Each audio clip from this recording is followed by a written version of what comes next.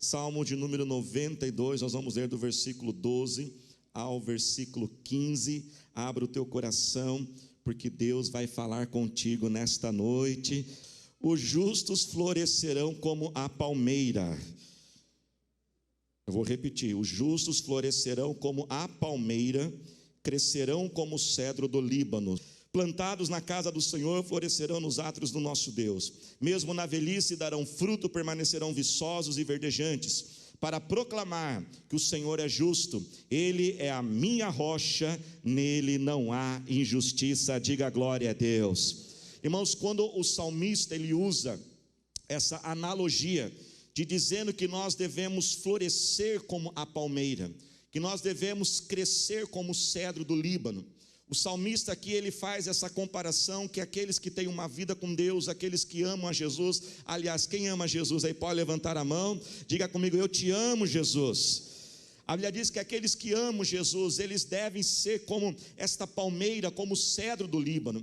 E o que tem de específico neles, irmãos? Essas duas árvores específicas, elas são conhecidas pela sua resiliência, pela sua força, pela sua capacidade de suportarem as tempestades, de serem inabaláveis. Palmeiras são conhecidas por suportarem grandes tempestades, vendavais, tsunamis. Quem já viu, né? Aquelas cenas de tsunamis que entram, que invadem, e elas aguentam firme ali. O cedro do Líbano, só para você ter uma ideia, o cedro do Líbano, irmãos, ele pode chegar até 40 metros de altura. O diâmetro do seu tronco pode chegar até 10 metros de diâmetro. E eles têm raízes profundas, eles dão frutos maravilhosos, saborosos, florescem, fazem tudo aquilo que uma árvore deve ser, que uma árvore deve cumprir ali o seu propósito. E a Bíblia então diz que nós devemos o quê? Florescer e crescer como uma palmeira e como um cedro do Líbano. Mas, irmãos, muitas vezes não é isso que tem acontecido conosco. Muitas vezes, ao invés de sermos essas árvores grandes, fortes, que tem sombra, que tem fruto, que tem tanta coisa boa, muitas vezes, sabe o que nós estamos mais parecendo? Estamos parecendo como um bonsai. Eu pedi o pessoal trazer aqui, olha que bonito. E o bonsai, não sei se você sabe disso, mas o bonsai, ele não é uma árvore diferenciada não. O bonsai não é uma árvore em miniatura, ele é uma árvore normal. Alguns até especulam, alguns podem até dizer não, que existe alguns bonsais que são geneticamente mudados e a ciência conseguiu fazer isso. Isso, irmãos, pode ser até algo recente que a genética, que a ciência moderna conseguiu. Mas o bonsai, que é uma técnica milenar, japonesa, chinesa, eles já conseguiram há muitos anos atrás conseguir limitar o crescimento dessas árvores. Os bonsais são árvores comuns como qualquer outra árvore, mas que devido a algumas técnicas, algumas ações, eles podem limitar e deixar esse tamanho. Existem várias ações que fazem para que o bonsai se torne desse jeito. Existem várias, mas eu quero resumir duas aqui principais. As duas principais, preste atenção nisso. Sabe quais são, irmãos? Primeiro, as podas excessivas e constantes. Ou seja, quando a planta, a árvore começa a crescer, o que já faz lá? Já vai e poda ela, ou seja, fica cortando ela toda hora para ela não crescer. A segunda ação principal que é feita para o bonsai se tornar isso, para essa árvore não crescer, é colocar ela num vaso bem pequeno. E esse vaso agora vai limitar as suas raízes. Põe pouca terra, não deixa essa terra ser muito adubada, não ter muitos nutrientes, para que as raízes então não expandam, as raízes não cresçam, e ela então fique agora com o seu crescimento limitado, com o seu crescimento reduzido. Mas, irmãos, Deus nos disse que nós devemos florescer como a palmeira e crescer como o cedro do Líbano. Por isso, o Senhor te trouxe aqui para ouvir essa mensagem. Você não é um bonsai. Diga comigo assim: eu não sou um bonsai. Diga comigo: eu posso crescer. Diga comigo: eu nasci para dar certo. Irmão, se existe até alguns bonsais que são bonsais por causa de mudança genética, deixa eu dizer algo para você: não tem nada no seu nascimento que já foi programado para você não crescer, para você não dar certo, para você não vencer na vida, para a sua vida ser uma vida limitada. Isso não existe dentro de você, muito pelo contrário, já na tua essência, na tua criação, na tua formação, no seu DNA espiritual. Sabe o que existe? Você e eu fomos criados à imagem e semelhança do nosso Deus, e como a imagem e semelhança do nosso Deus, irmãos, nós também devemos crescer e expandir. O nosso Deus é um Deus que está toda hora crescendo, o nosso Deus é um Deus que está toda hora se expandindo, irmãos, e se até Deus está expandindo, nós também temos que nos expandir, porque somos a tua imagem. Você pode dar glória a Deus por isso? Irmãos, eu sou fascinado pelo universo, eu amo aqueles programas de Discovery, aquelas coisas, irmãos. E um tempos atrás eu assistia uma daquelas reportagens, e ali os cientistas estavam dizendo que o universo não é infinito. Você sabia disso? O universo não é infinito. Cientistas, eles calculam, irmãos, que o universo, eles usam um termo chamado universo observável. O universo observável tem um tamanho. Você sabe qual é o tamanho do universo observável? Eles calculam, que dizem que o universo observável, ele tem uma distância de 93 bilhões de anos-luz. Ou seja, para você ir de uma ponta do universo até a outra ponta do universo, você tem que viajar por 93 bilhões de anos na velocidade da luz. Você sabe qual é a velocidade da luz?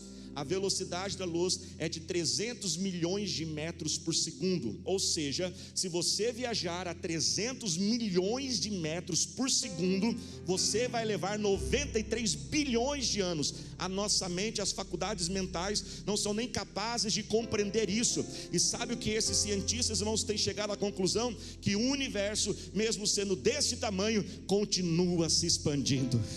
E sabe o que eles chegaram à conclusão? Que ele não somente está se expandindo, mas está se expandindo de forma acelerada. Mas não para por aí não. E ainda chegaram à conclusão que existe uma força que impulsiona este crescimento. Claro que eles não vão admitir, mas nós sabemos que essa força tem um nome. Essa força é o nosso Deus.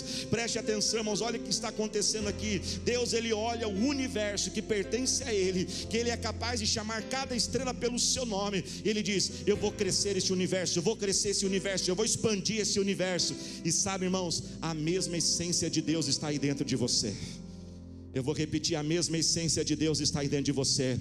Por isso não tem nada no seu DNA genético, fisiológico, ou no seu DNA espiritual que você não possa crescer. Não, você nasceu para dar certo, você nasceu para vencer, você nasceu para progredir, você nasceu para expandir. Isso já está dentro de você. Mas o que será, irmãos, que talvez tenha nos feito ser como um bonsai?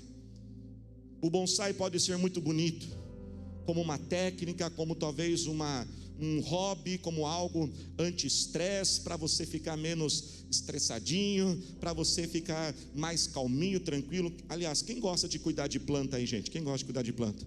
Parabéns, vocês são maravilhosos, viu, gente? Irmãos, pastora Thalita e eu, nós somos daquele que quando você chega numa casa e o corretor quer vender ela, e ele mostra um quintalzinho assim, e o corretor fala assim: olha, aqui tem um quintalzinho, você pode plantar uma coisa. Pastora Thalita e eu, a gente olha para o quintalzinho e diz: que belo contrapiso e uns pisos que dá para a gente colocar aqui, viu, gente? É o nosso jeito. Nós não lidamos bem com isso, mas parabéns a você. Veja bem, para o bonsai, como técnica de bonsai, tudo bem, mas você não é um bonsai. Você cresceu para ser forte. Deus te criou para ser valente. Deus te criou para você ser corajoso, porque para viver novas histórias, irmãos, quem crê em novas histórias de Deus, é preciso força, coragem, desejo de crescer. Mas deixa eu perguntar: será que não tem um vasinho que está segurando você? Será que não existe algumas coisas que estão aí limitando o teu crescimento? E a minha oração é que o Espírito Santo fale com você hoje, não somente hoje, mas a partir de hoje. E eu queria que você meditasse nessa mensagem. Hoje é só um começo, mas que nos próximos dias você pedisse ao Espírito Santo, assim como o mesmo salmista pediu no Salmo 139: Deus, sonda a minha vida e vê se na minha vida tem alguma coisa Queria que você pegasse este folheto que você recebeu, que aqui diz que eu não sou um bonsai, eu posso crescer. E eu queria que você, durante a semana, usasse a parte de trás. A parte de trás está limpa, não tem nada escrito. Pastor, por que está sem nada escrito? Porque eu quero que você escreva aqui. Eu quero que você, debaixo do Espírito Santo, na direção do Espírito Santo, comece a pensar nisso. O que será que talvez está limitando o meu crescimento? Eu quero dar aqui algumas pistas, de acordo com aquilo que a gente tem aprendido e observado e acompanhado a vida de muitas pessoas. Um desses vasos, irmãos, que tem segurado a vida de muitas pessoas, são as emoções e os sentimentos negativos. Quantos ficam alimentando raiva dentro de si? Raiva da família que nasceu, raiva do corpo que teve, raiva porque aconteceu isso comigo, raiva porque aquela pessoa fez aquilo para mim, e alimentam ressentimentos, alimentam mágoas, alimentam medos dentro de si. Talvez o medo tenha sido esse vaso que está segurando você, e Deus tem te desafiado para coisas grandes e maiores, mas este medo, talvez o vaso da comparação, e você fica olhando demais para a vida dos outros. Que hoje, em nome de Jesus, seja um dia de libertação nas nossas vidas. Se liberte desses vasos que estão te segurando, libere o perdão, livre-se de todo esse ressentimento. Sabe, igreja, nós não podemos impedir que alguém faça mal contra a gente. Isso é inerente a nós, está fora da nossa capacidade. Eu gosto de comparar como um passarinho que passa sobre a nossa cabeça. Se um passarinho passar sobre a tua cabeça e ele quiser fazer uma sujeira na tua cabeça, ele não faz, não faz? Você pode evitar isso? Você pode controlar isso? Não, você não pode. Mas se você ver um dia alguém andando e tiver um ninho de passarinho na cabeça daquela pessoa, aquele ninho só existe porque a pessoa deixou. O que você está deixando em teu coração? Uma vez uma pessoa chegou para mim e falou: pastor, tal pessoa falou mal do senhor, e ela falou isso, e eu parei aquela pessoa no meio e falei assim: olha, eu não quero nem saber o que ela falou e não quero nem saber quem ela é. Ela já está perdoada em nome de Jesus. E a pessoa ficou assim, falou assim: por que, pastor? Eu disse: eu não tenho tempo para perder magoado. Sabe, igreja, às vezes a gente perde tempo demais. Um dos nossos problemas é que às vezes a gente acha que temos, às vezes nós achamos que temos todo o tempo suficiente. Achamos que temos a garantia de tudo na vida. Mas se tem algo que nós não temos a garantia, irmãos, é do futuro. Nós não temos nenhuma garantia de que daqui a 5 minutos estaremos vivos. E a gente sempre acha assim: amanhã eu volto a falar com aquela pessoa, no próximo aniversário eu me acerto. Mês de maio, no dia das mães, até o dia das mães eu vou voltar a falar com a minha mãe. E a gente sempre acha que vai chegar aquele dia. Eu não quero te assustar, mas simplesmente como pregador da palavra de Deus, nós não temos a garantia, irmãos, nem de 5 minutos. Será que não existe ali um vaso de ressentimentos, de mágoas, de rancor te prendendo? Um outro tipo de vaso que tem limitado a vida de muitas pessoas, algo que pesquisadores do comportamento humano hoje chamam de crenças limitantes. Crenças limitantes, irmãos, são como pensamentos, coisas que a gente põe na nossa cabeça, e muitas vezes não são verdadeiras. A gente cria aquilo, às vezes a gente inventa aquilo, às vezes alguém fala aquilo para a gente e a gente absorve aquilo e a gente começa a viver confiando naquilo.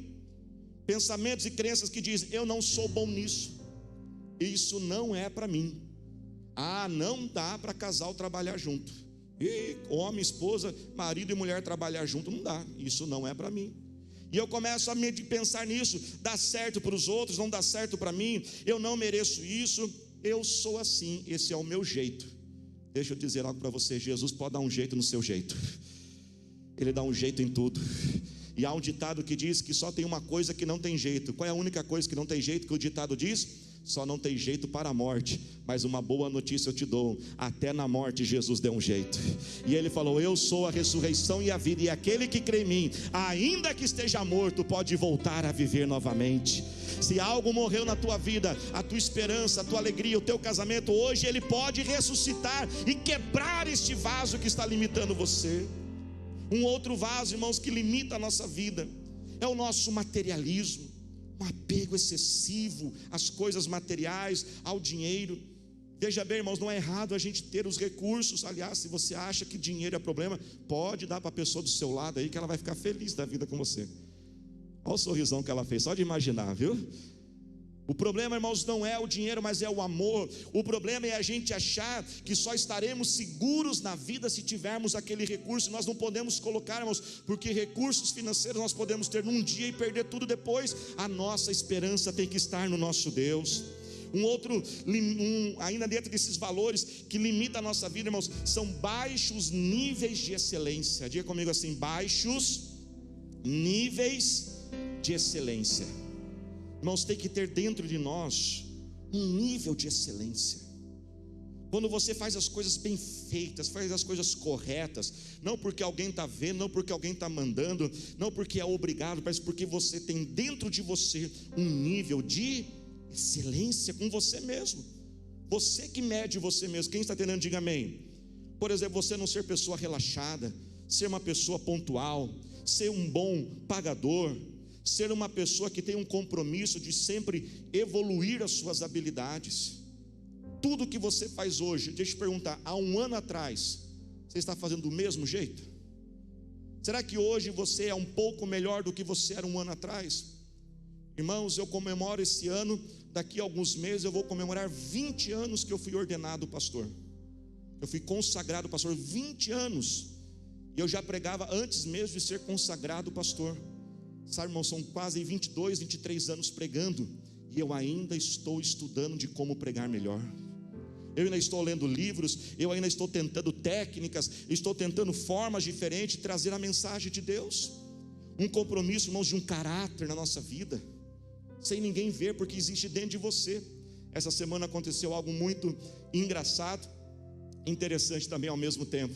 Eu estava no trânsito, eu acho, não sei se já aconteceu com você, deve ter acontecido. Estava aquele trânsito tudo parado, aí tinha assim um contorno ali, um uzinho que você podia fazer, não sei como que fala o nome direito daquele negócio. E aí tinha um monte de carro virando ali, sabe? Virando, e a plaquinha proibido. E eu falei assim, puxa vida, vou virar também. Nossa, puxa vida, não me olha com essa cara de santo não, que você também já foi tentado, né? Aquele trânsito, você está com pressa. Eu falei assim, não, se eu não tiver caráter numa placa de trânsito, como que eu vou ter caráter em coisas grandes? Se eu não for correto em coisa tão pequena, e era coisa pequenininha mesmo, não era negócio que você ia dar uma coisa bem simples, não ia atrapalhar ninguém. Falei, se eu não tiver caráter nisso, como que eu posso ter caráter em coisas grandes? E aí a segunda coisa que eu pensei, a primeira foi essa, tá, irmãos? Eu prometo, tá? A segunda coisa que eu pensei, puxa vida, e vai que tem alguém olhando, né? Tu não conhece o meu carro, já viu o adesivo da igreja? E eu falei, eu vou resistir. Irmãos, eu resisti e passei. Na hora que eu passo, irmãos, a curvinha assim, foi a grande tentação naquela hora. Na hora que eu passo um carro do lado, tem uma pessoa no banco de trás, ela abaixa o vidro. E aí, pastor, como que o senhor está? E aí, pastor, está tendo culto? Eu falei, claro que está tendo culto, meu filho. Que dia que é o culto? Quarta e domingo. Pastor, eu vou lá, está precisando ir mesmo. No meio do trânsito, fui gritando com ele. Eu falei, Jesus, tu és maravilhoso. Quebra estes vasos de imperfeição, de falta de excelência, o vaso do pecado, que traz vergonha, que traz acusação, e se levante para ser alguém grandemente usado por Deus, e se levante para ser uma árvore grande e frutífera. E eu quero declarar em nome de Jesus, irmãos, Deus não te chamou para ser um bonsai. Diga assim comigo, eu não sou um bonsai. Diga comigo, eu posso crescer. E você, irmão, será como uma árvore, primeiro que tem raízes profundas. Raízes profundas, irmãos. Sabe para que servem as raízes? Além de alimentar a árvore, são as raízes que seguram ela quando a tempestade chega. E eu quero dizer, essa tempestade não vai acabar com você, essa luta não vai destruir você, porque você não é bonsai, você tem raízes profundas, você é mais forte do que você imagina, você é mais capaz do que você imagina, você tem um Deus que se importa com você. Levante a sua mão, diga assim comigo, eu tenho raízes. Diga comigo, eu tenho um Deus que se importa comigo. Diga comigo assim, o que é importante para mim é importante para o meu Deus. Irmãos, cultive raízes fortes. Sabe, igreja, raízes são cultivadas e desenvolvidas nos tempos bons, mas elas são testadas nos tempos difíceis. Vou repetir: raízes são cultivadas e desenvolvidas nos tempos bons, mas elas são testadas, exigidas nos tempos difíceis. Uma árvore, quando a tempestade chega, ela não pode falar assim: a tempestade está chegando, deixa eu melhorar minhas raízes. Não, já tem que ter melhorado. Por isso sempre vá cultivando boas raízes. Algumas raízes importantes: a raiz da família, a raiz do casamento. Lute pelo seu casamento, lute pela sua família. A raiz, irmãos, de uma intimidade com Deus. Amém, igreja? Coloque em ordem o teu devocional. Deus manda dizer mais uma vez uma palavra do domingo passado: irmãos, tem coisas grandes de Deus chegando para nós. Deus manda dizer: coloque em ordem as tuas raízes. Coloque em ordem a raiz do devocional. Coloque em ordem a raiz das amizades saudáveis e boas. Coloque em ordem as raízes da comunhão com os irmãos. Irmãos, muitos, quando alguma coisa acontece que ele fica desanimado, que entristece ele já começa a se afastar, ele começa a dar um tempo. Sabe, irmãos, que tolice que é isso, que besteira que é isso. Sabe por quê? Porque quando a gente vai se isolando, quando a gente vai se afastando, nós estamos, irmãos, encurtando as raízes da nossa vida. Quando a tempestade vem, quando a tempestade vier, que em nome de Jesus nós possamos ter raízes fortes para a glória do Senhor Jesus. Você é uma árvore com raízes fortes? Amém? Diga assim comigo: eu sou uma árvore com flores perfumadas. Irmãos, o bonsai é bonitinho, é bonito para ornamento, para decoração, mas não tem aquelas flores enormes e perfumadas. 2 Coríntios 2,15 diz que nós somos o perfume de Cristo.